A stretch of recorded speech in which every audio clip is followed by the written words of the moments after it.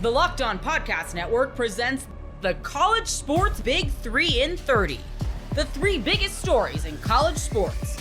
From our local experts at the Locked On Podcast Network. We bring you the real story, why it matters, what's next, who wins the big game, and more, all in 30 minutes. The College Sports Big 3 in 30 starts now with the biggest story in college sports.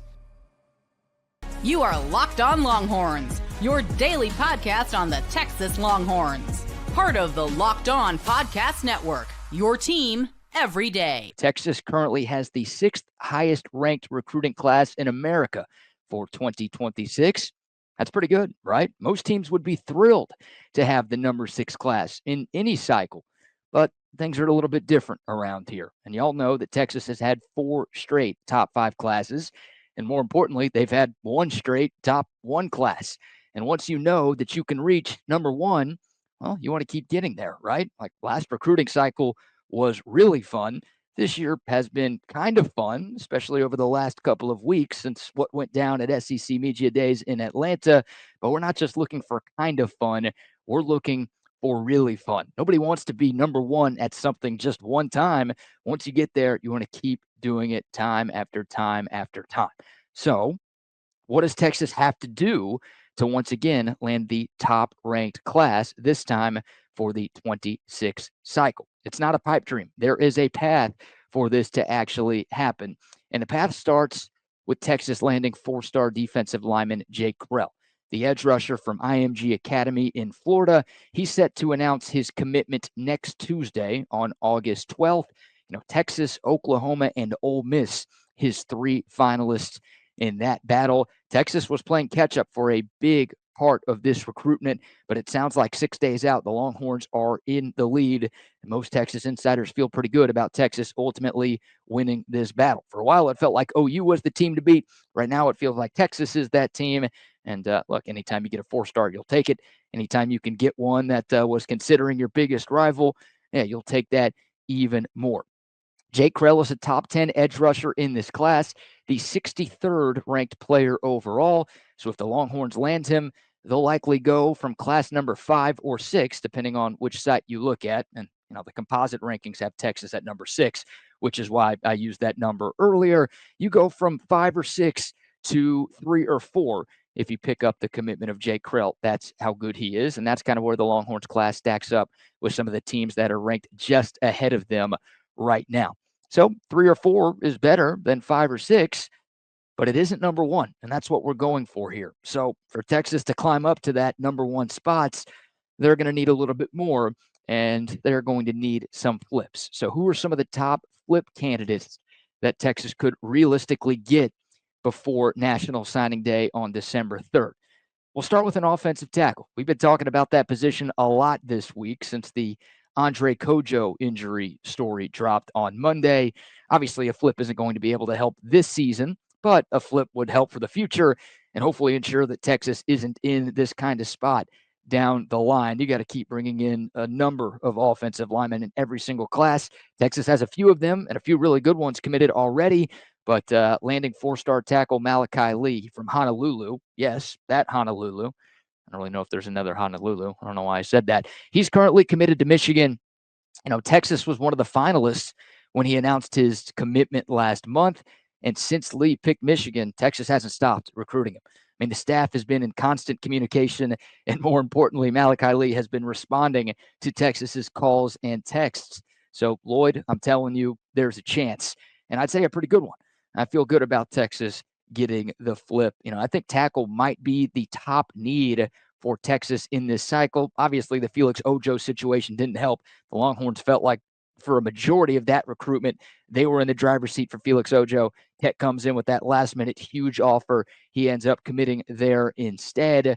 So, again, Texas has a few talented guys committed right now, but they are still looking for more. And I think the Horns would and probably should be going all in on another blue chip offensive tackle in this class. So Malachi Lee, we've talked about him a couple of times. Again, Texas has remained in constant communication with him even after his commitment. Michigan's got money. They got resources too. So if this turns into an NIL battle, Texas might have to pay a pretty penny to get this one done. But again, I feel like the Horns know that they need another tackle, and Malachi Lee is one of the top guys that they could realistically get to flip. Easy for me to say right now. So Krell and Lee would be great, but those two together still probably don't get you to number one. So who else is out there? Well, there are a couple of Oregon commits who had Texas as a finalist before choosing the Ducks. And I'm usually a bit weary about having success flipping anyone away from Oregon with all the Phil Knight Nike money that they've got up there. They bring in top class after top class after top class. They've got money, they've got resources, they've got a lot of things that have helped them be competitive in this era of college football. But Texas has had success in flipping Oregon commits in the last two cycles. Last year it was Josiah Sharma on the defensive line, one-time Oregon commit, now with Texas. And in this cycle, it was edge rusher Richard Wesley, who once did a flip into a pool with Oregon coach Dan Lanning when he announced his commitment to Oregon early in the spring. Someone jumps into a pool like that, kind of assume they're pretty serious about their commitment. Well, Texas was able to get a flip a few months later from Richard Wesley. So that's twice in the last two cycles. Could it happen again for the Longhorns? A couple of names worth paying attention to.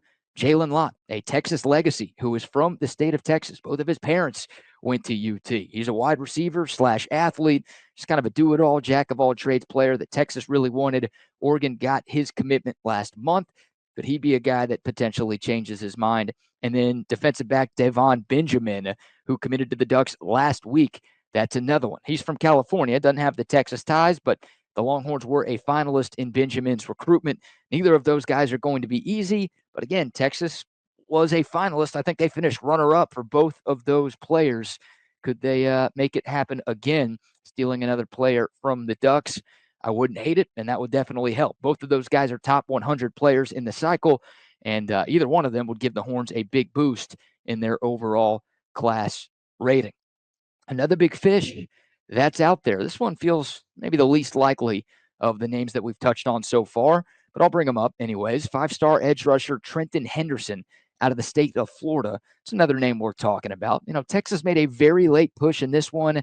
They became one of Henderson's finalists after getting a late visit over the summer. He's currently committed to LSU. Maybe Texas can get a flip here. That might depend on LSU having a bad year and or their defense looking like Swiss cheese again. LSU fans are starting to get a little impatient with Brian Kelly. I don't know if he's on a hot seat just yet, but the seat's starting to warm up a little bit. The last three LSU coaches all won national championships. Brian Kelly keeps losing season opening games and keeps missing the playoff. At some point, he's going to have to get over that hump. And if LSU has a down year, well, that could help Trenton Henderson change his mind. And obviously on the other side, you need Texas to have a good year for him to pick the Longhorns. So that's another name worth talking about. And then last but not least, you look at the linebacker position. I think maybe not the level of tackle, but I do feel like that is still a position of need in this 26 cycle, even after the addition of Tyler Atkinson, the 5-star a couple of weeks ago. Texas freshman linebacker Jonathan Cunningham, he's actually been getting reps at nickel during fall camp. So if he stays there, that means there's only one linebacker that Texas signed this year. That's Bo Barnes. They also only signed one last year with Anthony Smith. That's not enough. 2 in 2 years, just from a body standpoint, isn't going to get it done. I think both of those guys are going to be great players at Texas. But again, that's just not enough numbers to have in your linebacker room. So you've got a couple committed right now, but remember the name Brandon Rouse? It was a UT battle a few weeks ago. We picked the fake UT over the real one a couple of weeks back. Could he still be an option for the Horns? And then another linebacker, 4-star Isaiah Williams from Florida, another out-of-stater. He's currently committed to Ole Miss. He could be an option too. The Horns are going to continue trying for both of them. So long story short, Texas doesn't need all of those recruits to flip to end up with the number one class. Now, I won't complain if they get all of those guys, but they do need a couple of changes of heart to once again claim the top class in the sport. And if you do that in back-to-back years, recruiting success doesn't guarantee you national championships, but it sure as heck doesn't hurt your chances. And I will say that not recruiting well guarantees that you're not going to recruit national championships. So stars matter. And class rankings matter. I know there are plenty of stories of 2 or 3 stars who turn into great players. Love those stories. Those guys are important too. But stacking elite classes in a row, that guarantees yourself a chance to make some things happen. That's been a big part of why Texas has made it to the CFP in consecutive seasons. They keep recruiting like this, that streak is going to continue for a long while. And I think that's what all of us are looking for, right? So there you go. There is a realistic path. Again, you need a lot of things to break your way, but there is a legitimate possibility that the Horns go back to back like Jordan 96, 97 with the top ranked class in the sport. We've all been there, logging on early and waiting forever for concert tickets to go on sale, only to lose your spot for a show you've been dying to see. Live music should be about making memories, not dealing with the stress of ticket shopping. That's where Gametime comes in. Gametime makes getting concert tickets faster and easier than ever. Prices actually drop as it gets closer to showtime, and you can save up to 60% off with their killer last-minute deals. With Gametime, the price you see is the price you pay. No hidden fees. Take the guesswork out of buying concert and show tickets with Gametime. Download the Gametime app, create an account, and use code LOCKEDONNFL for $20 off your first purchase. Terms apply. Again, create an account and redeem code LOCKEDONNFL for $20 off. Download the Gametime app today. Last-minute tickets, the lowest price, guaranteed. Brad Underwood gets another recruit and what this means for his philosophy moving forward. You are Locked On Illini, your daily podcast on the Illinois Fighting Illini. Part of the Locked On Podcast Network, your team every day. We're going to talk a little basketball, and that, of course, is because Brad Underwood and the Fighting Illini have announced their second recruit in a span. It's been a week now at this point, right? At this time, the prize is a versatile 6'8" forward out of Iowa who looks like he can potentially be built to fit Brad Underwood's system in the Big Ten Conference. That gentleman, of course, is Landon Davis, a rising star from Waukee Northwestern High School, a name that hopefully Illinois fans probably don't know much about, but I can try to fill you in on. I'll be honest, Brad Underwood's making my job a little harder when it comes to some of these recruits. I've been hinting that this was kind of imminent all week long, but there's not a lot of footage on this guy. What that means, we'll kind of talk about that. And we'll talk about who Landon Davis is and why Illinois made him a priority. So who is he? Davis is, as I mentioned, a 6'8", I believe 210-pound forward from Waukee, Iowa. Playing at Waukee Northwest, he starred in the Adidas 3SSB circuit this summer with Iowa United, one of the Midwest top AAU programs.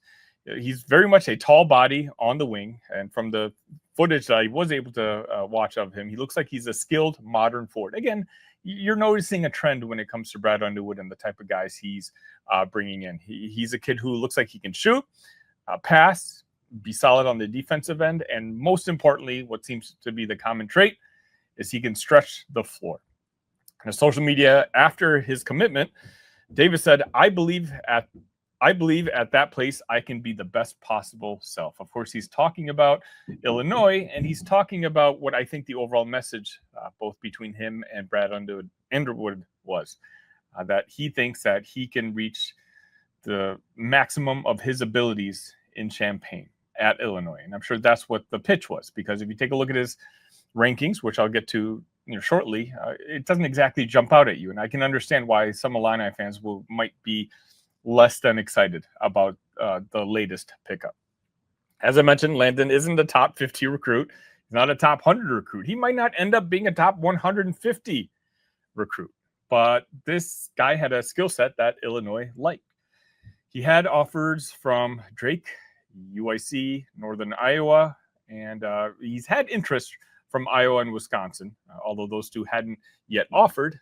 This was a recruitment that was led by Zach Hammer, who built a strong connection with Davis and his family.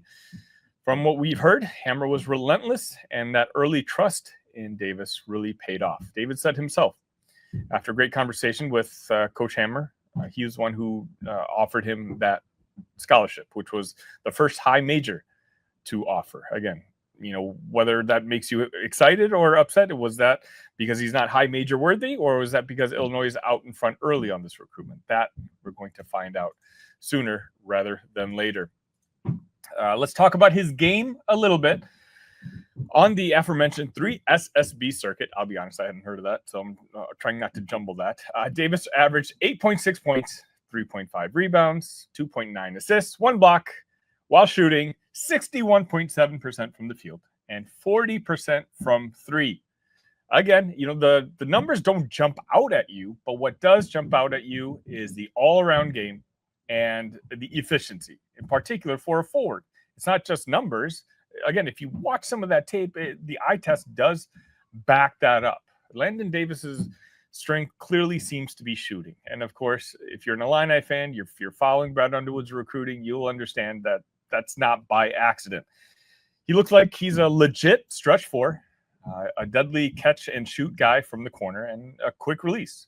I think he can punish defenses that sag off. And recruiting analyst Jarrett Guerrera described him as a capable stretch forward with a quick release, creating a complex shot that defenders cannot get a hand on. By the way, if you are watching this live, let me know in the comment section that everything is going through fine. Again, I've been having issues with my internet ever since I came back to Chicago. Strength number 2 for Davis, which again, growing trend, playmaking, in particular at the forward position.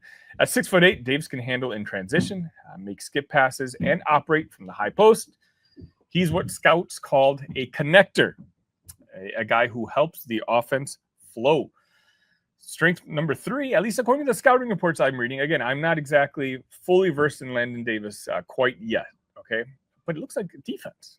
He's got a long wingspan, decent footwork, active hands. He's good at switching on screens. He can contest shots, and he can guard multiple positions. Again, you're talking about the flexibility aspect. Well, he can play 3 through 5. And as I mentioned before, he has blocked. He averaged a block per game against pretty high-level AAU talent this past summer. In short, I guess what I'm trying to say is Davis fits essentially exactly the type of archetype that Brad Underwood has been building at Illinois as of late. Tough, versatile, and a high basketball IQ. So let's look ahead to the 2026 and where he fits there. Thank you, Drew, for checking in and telling me everything is good. Appreciate that. As I mentioned, let's look over to 2026. Obviously, Illinois will, at that point, have graduated Ben Humrickhouse, and I'm going to get to this in the second segment as well. We'll see what happens with Ty Rodgers. Andrei Stojakovic could be headed to the NBA. That does leave an opening for a guy like Landon Davis to step in and make an impact, especially at the 3 or 4 spot. But let me be honest with you, I don't think that's going to happen. I would be surprised. I think Landon is the type of player who you might want to start fitting in 2027, 2028. I think he's very raw for the Big Ten. I hope I'm wrong. Don't get me wrong. We'll see if he blows up. Look, a couple days ago when Ethan Brown committed to the Illini, I said that, hey, I think he can maybe play spot minutes in his first year, but I think he has the ceiling to be a potential starter on the Illini basketball team. Landon Davis, not quite starter ceiling, I think. I think he's going to sit on the bench. He may be a redshirt candidate, just let's put it that way, his first year. And then maybe by year 2, play spot minutes. By year 3, maybe be a contributor. I think Landon's ceiling is probably, a back of the rotation type of player by the time he's an upperclassman. What Davis does give Underwood is like a Swiss Army knife type of player, a guy who can play with smaller lineups. He can be, stretch big, or he can be next to a rim protector like Big Z or whoever he's going to be standing next to in the lineup. My friends at Armchair Illini said this well. A long, efficient wing shooter with playmaking skills, Davis can be a major piece of the Illini's future. So let's talk about this commitment. This commitment, again, shows me a couple different things. Number one, Brad Underwood continues to try to start building momentum in regards to the 2026 class. Again, you're not talking about the top 25, top 30 players that Illini fans might be used to at this point. But as long as you don't look at this as a completed class, what you're looking at is 2 early building blocks that have both size and versatility, which we know Brad Underwood really likes. Also, it shows the message of developmental culture between both Ethan Brown and Landon Davis. That was a very common theme, it seems like, in the recruitment process of both. And again, something that I'm going to be talking about more importantly in the second segment of this episode. Landon picked a school that believed in him, and that's a testament to what Illinois was selling to them. Like, hey, you can play more at other places, but if you want to really develop as a player, if you want to maximize your talents, we can help you do that here in Champaign. And what goes without saying, again, seems to be a common trend lately, Landon Davis is going to add depth and shooting for the future. You can't win in college basketball nowadays without shooters, and Davis brings both floor spacing and I think a decent amount of defense. Again, I explained to you his ceiling. I think he can be the back of the end of a rotation type of guy, and who knows, maybe I could be wrong, and that's just merely scratching the surface. So what should you fans expect? I know some of you are going to look at that 3-star rating and you're going to be slightly underwhelmed, maybe. But I don't think coaches care about star ratings. I think coaches care about the fit, maybe potential upside, and their own trajectory. And it looks like Landon Davis is the kind of player who fits that mold for Brad Underwood and Zach Hammer. Sure, he's not flashy. He's certainly not overhyped. But maybe he's just a guy who puts in the work, and he'll continue to grow year after year and maybe at some point be a key piece in the Illini rotation. Again, a future rotation guy, maybe a starter, maybe not. This is just a simple matter of take it a day at a time. Brad and his staff, especially Zach Hammer, nailed this one. Ever wish managing your money felt easier? With Monarch Money, it can. Whether you're growing your savings or planning a big purchase, Monarch puts you in the driver's seat. It's like having your own personal CFO, giving you full visibility and control over your finances. Monarch Money is more than a budgeting app. It's a complete financial command center. You can track all your accounts, investments, and spending in one place. So in addition to managing your money, you're also building wealth. Take control of your finances with Monarch Money. Use code LOCKEDONNFL at monarchmoney.com for 50% off your first order. That's monarchmoney.com, code LOCKEDONNFL for half off your first order. Will the Utah Utes have a top 10 defense in college football? That's what we're going to discuss. Let's talk about this Utah defense last year. Last year, Utah's defense ranked 25th overall in the country, allowing just 20 points per game. That was the second best in the Big 12, only behind the team down south in the conference. 129 rushing yards allowed per game, which ranked 35th. 200 passing yards allowed per game, which ranked 39th. 329 yards allowed per game, which ranked 29th. So Utah's defense was 20th last year, or excuse me, 25th, and they want to make a leap to top 20. So that means rather than allowing 20 points per game, Utah would have to hold their opponents to 17 points per game or under 18 points per game. That's what all the top 10 defense from a season ago were able to do. And unfortunately, I don't see that happening. As I mentioned, to me, Utah's defense takes a slight step back. Well, why am I saying that? Because they lost 9 key contributors a season ago. Granted, they returned 9 key contributors, but they lost 9. They lost 5 of them, especially on the defensive line. So is Utah's defensive line going to be good? Yes. But is it going to be good enough to put this team in a top 10 defense? I don't think so right now, unless guys like John Henry Daly, Paul Fitzgerald, Logan Fano, and are just Dallas Vakalahi are just ready to be among the best in their position at the conference. And I have questions if they can do that because I haven't seen very much of them in meaningful football games. A reminder, no pass rusher on Utah's roster has had 4 or more sacks at the P4 level. Yeah, Paul Fitzgerald at 8 at Utah State, but there is a leap and a jump up when you're going to the Power 4, hence why we didn't see a lot of Paul Fitzgerald last season. It took him time to grow, develop, and get ready to go, right? So when you look at who Utah lost last year, Junior Tafuna, Samote Pepa, Keanu Tanavasa, I would say the team's 3 best defensive tackles. I know there was Licky Vaimahi's in there, but I would say those were the 3 best D tackles. You lose your top 2 defensive end, Connor O'Toole and Van Fillinger. And then you also lose, and Logan Fano was right in the mix there too, but from a pass rush perspective. You lose Karene Reed, arguably your top linebacker, Alakai Gilman, a starting safety, Zamaya Vaughn, and Cameron Calhoun. That's a lot to lose. Yes, Utah returns 9 key contributors from last season, but Utah lost a lot on their defense, especially, as I mentioned, including those guys along the defensive line, which are massive losses.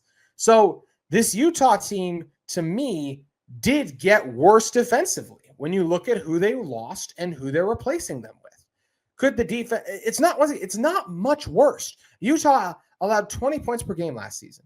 Like, to me, Utah's going to be right there in the 22, 23 points per game allowed range on the season. So it's not going to be a major drop off. But once again, I do think they take a step back. I just think it's really hard for this unit to have gotten better with the losses that they made and the unproven pass rushers. Pass rush is a huge part of your defense. And Utah is a massive question mark there right now. I think the linebacker room is going to be really good. I think the linebacker room is better's a lot because you lost Karene Reed, but it's right there, if not better. The secondary, I actually do think will be better. I like Gilman a lot, but I think that safety duo, Rabbit Evans and Teo Johnson, another year at Teo, he's going to improve. I think Rabbit's going to have a monster season with this Utah squad. And losing Calhoun and Vaughn hurts, although I thought Vaughn took a little bit of a step back at times last season.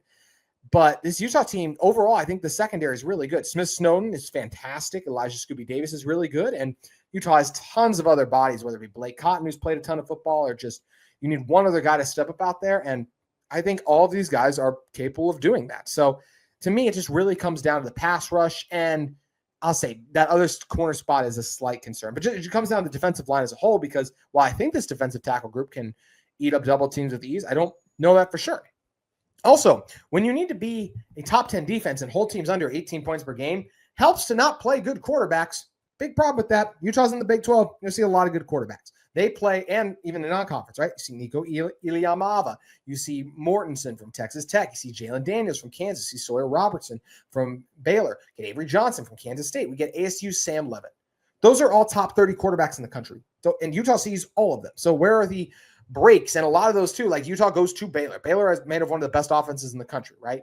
Utah has to go to UCLA. I think it's a Utah defense that will show up and do well there, but that's still not easy. You go to Kansas, last game of the regular season. So it's just a lot to have to play all of that, right? So it's just hard for me to see Utah allowing 3 points per game less than they did a season ago, with massive questions on the defensive line and just a lot of change and turnover on this roster, as well as playing a bunch of really good offenses, right? This is still a Utah defense. Honestly, I think they got a really good chance to even be the third best in this conference, but I do think they fall somewhere in that 3 to 5 range, right? Like BYU should be good again on defense, even though I think I have some questions about their defensive line. How about Iowa State, Kansas State, Tech? Tech probably have the best one with all the talent they added, right? ASU, maybe Baylor's in there too. I think Dave Aranda's a really good DC. Let's not forget he was the defensive coordinator on that LSU team that went on to win it all. I see Houston as a team that's fallen back. And as I said, I personally think BYU will be outside the top 5, but they were the best defense in the conference. Jay Hill's a really good defensive coordinator. They could easily be right there, right? So Utah's going to have a really good defense this college football season. I want to reiterate that. Like, I am incredibly high on this Utah defense. I think there are lots of really good pieces in place there. How about Lander Barton? I think he's going to have a monster season. And Jonathan Hall is a guy I'm really high on too. Now he's got a year of linebacker under his belt. Liavani Damuni, the guy who just makes everything, who just does so much that doesn't show up on the stat sheet, I'd say, when you're talking about Damuni. Also, one thing that could very well lift Utah into being a top 10 defense, but I will just say again, it's the personnel that holds them back to me a little bit from being top 10. Still one of the best in the conference because you have Morgan Scalley and tons of great position coaches, right? Colton Swan, Luther Ellis, Coach Powell on the D line, Sharif Shaw. Like, Utah is loaded with great defensive coaches. And I think one of the best defensive coordinators in sport. That's also, what is that defensive coordinator going to do? Is the team's head coach in waiting. And I think he's going to be pretty spectacular when he does get that opportunity to do so. So it's a lot of really good with this Utah defense. And Morgan Scalley will design some blitzes that can get Utah home. But who on that defensive line is feared? Who's going to be the mayor of Sac Lake City? There's candidates that could be and could surprise us, and I'd love to be wrong, but it's very hard to be a top 10 defense in the country. Once again, also helps when you have the schedule that's going to give you chances to beat up on some not great offenses. Outside of Cal Poly, Wyoming, Cincinnati probably, even Cincinnati could be all right. Maybe a Colorado. Like BYU, I don't know how good their offense is going to be because of questions at quarterback. Like, there's just not a lot of games where I'm like, oh yeah, Utah's going to hold them under 2 touchdowns because there's just really good offenses in this conference. So Utah's going to have their work cut out for them, and they have the bodies to step up and make the leap into the top 10. And I know it's a defense that's motivated. I talked to Landry Barton about that, and he said there will be no drop off, but it's just hard for me when I look at what Utah lost to then go, yep, no drop off, because it's easier said than done. It's really hard to not drop off when you lose the talented veterans that were a lot of those guys too, right? Like Reed, Fillinger, Tafuna, Vaughn. They were a part of both Pac-12 title runs. That's a lot to have to lose that. And I'm just really curious to see if this Utah team is able to improve without them. It's possible, but it's not going to be easy. So look forward to seeing what this Utah football team can do with their work cut out for them in some ways to be a top 10 defense. We'll never rule it out because of Morgan Scalley, because of a couple of those players. Landry Barton, Smith Snowden, I think are going to be some of the best at their position. Teo Johnson, Rabbit Evans, not just in the Big 12, but maybe even college football when it comes to those four individuals. And a lot of really good around this defense. But we're not talking about really good. We're talking about the top 10 in the country. Can Utah do that? I think it's going to be really tough with his schedule and the fact that they do not have a standout pass rusher that we look at here.